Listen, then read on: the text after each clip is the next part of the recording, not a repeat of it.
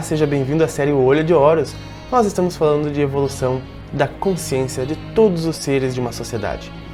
Para falarmos sobre isso, nada melhor do que conhecermos o templo de Kon-Ombo, o portal da liberdade. Bom, vamos lá. Este conceito é claramente expresso no templo de Kon-Ombo, dedicado simultaneamente a Sodek, a força do caos que induz ao erro, e a Horus, o símbolo da consciência permanente e da sabedoria. Se você está gostando da série, deixe o like, para que mais pessoas vejam. Neste templo, os iniciados da escola começavam seu aperfeiçoamento espiritual. Aqui chegavam a transcender o medo e os atos de instinto e defesa, controlando o chakra raiz. Neste templo, eles ensinavam a existência da lei da natureza, códigos divinos que produzem uma reação automática para defender a vida, necessários quando se está na animalidade, mas que devem ser controlados de forma a ascender a níveis superiores de compreensão. Não se pode ser sábio tendo uma série de condutas automáticas ou reações agressivas e descontroladas que ferem as relações que mantemos com todo mundo.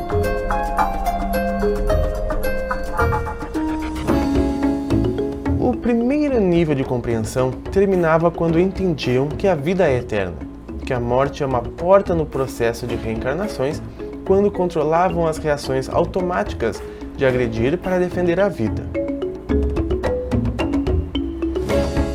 Isto era demonstrado ao sobreviverem à prova da morte no centro conceitual dos dois altares, demonstrando sua audácia, segurança e confiança ante a perfeição de tudo que ocorre no universo, como veremos neste capítulo e nesta série.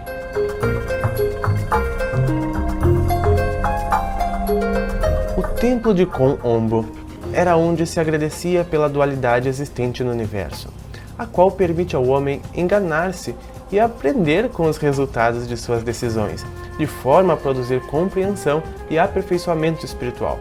É como a gente diz, né? A gente só conhece a verdade quando conhece as ilusões.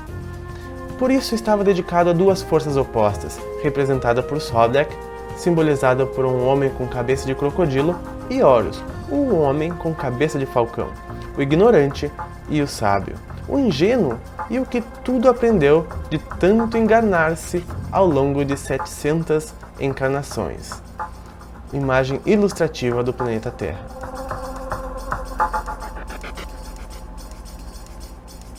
Situado às margens do Nilo, a 48 quilômetros ao sul do Templo de Edfu, a aproximadamente 25 graus de latitude norte e aos 34 graus de longitude leste, encontram-se as ruínas do templo tolemaico de Kon-Ombo, chamado antigamente de Parsok, o domínio de Sobek, força simbólica representada por um crocodilo.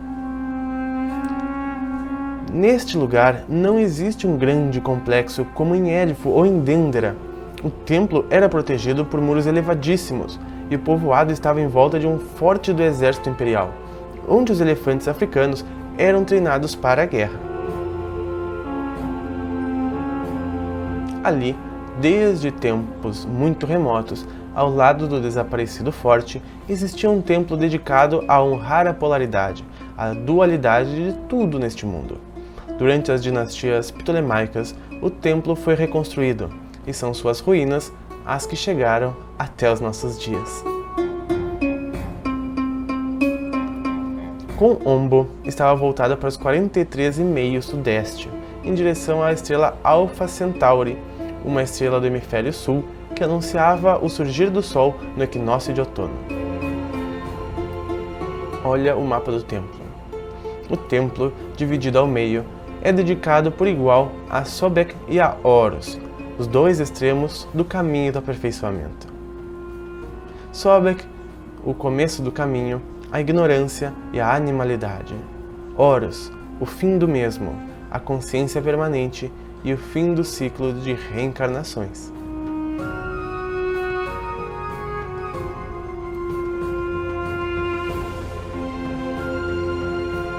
À frente havia um pátio aberto formado pelas ruínas de 16 colunas de um corredor coberto. Até aqui, o povo podia entrar. Uma marca nas colunas dava autorização, o símbolo da ave sob a semicircunferência em honra ao faraó.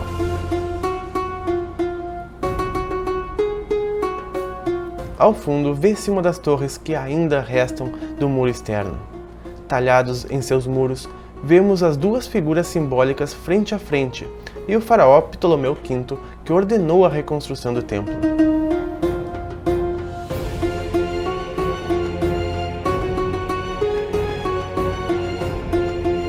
A fachada principal tem dois acessos simétricos, sobre os quais um quintel decorado mostra o duplo disco alado rodeado pelas serpentes que simbolizam a luz em meio à dualidade. Um muro a meia altura, como os existentes em Édifo e em Dendera, une 4 altas colunas. Uma quinta coluna divide as duas portas. O pílulo fechava o pátio descoberto e permitia aos visitantes vislumbrar a fachada interna a partir das portas simétricas.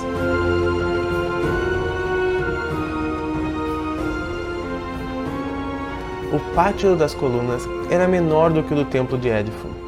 À sombra de suas desaparecidas galerias, os iniciados da escola de mistérios se refugiavam do sol que estava castigante. Do lado direito do templo estão as ruínas do que foi uma pequena capela dedicada a Hathor. Em seu interior se conservam os restos mumificados de alguns dos crocodilos que eram mantidos em um labirinto de túneis inundados sobre o templo.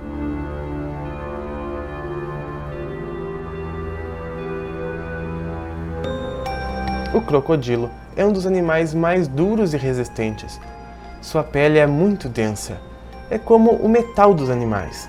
Os egípcios associavam esta dureza ao estado máximo de materialização, um nível muito afastado da espiritualidade. Aí o espírito começa o seu caminho das limitações materiais, à medida em que vai compreendendo como o universo funciona. O crocodilo simboliza a vida quando sai das águas da inconsciência. Sai para buscar o ar, que representa a consciência. Os egípcios acreditavam que na primeira respiração o espírito entra no corpo em que se encarnou. A comprida coluna vertebral do crocodilo é um símbolo do eixo da vida em todo ser vivo. Até mesmo o planeta tem sua coluna vertebral sobre o eixo de rotação.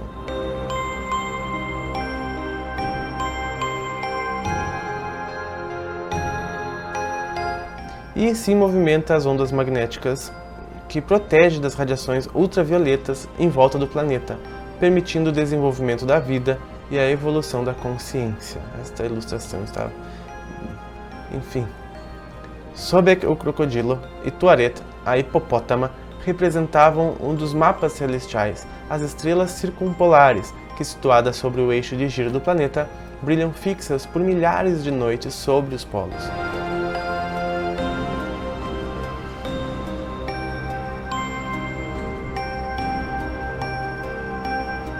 Os dois animais se mantêm submersos nas águas. Reinam na escuridão, subindo ocasionalmente à superfície em busca de ar para respirar.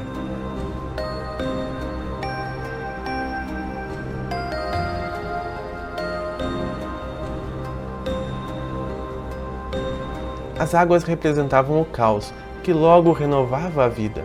As águas do Nilo, coluna vertebral do Egito, transbordavam periodicamente, arrasando tudo, para em seguida produzir o crescimento da vegetação e da fauna.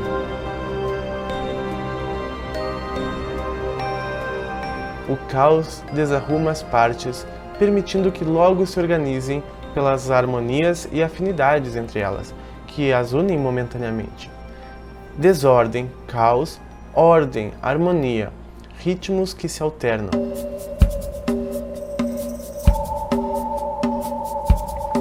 Esta força da natureza, que desorganiza para renovar a vida, era reconhecida com o nome de Sobek, O Homem com Cabeça de Crocodilo.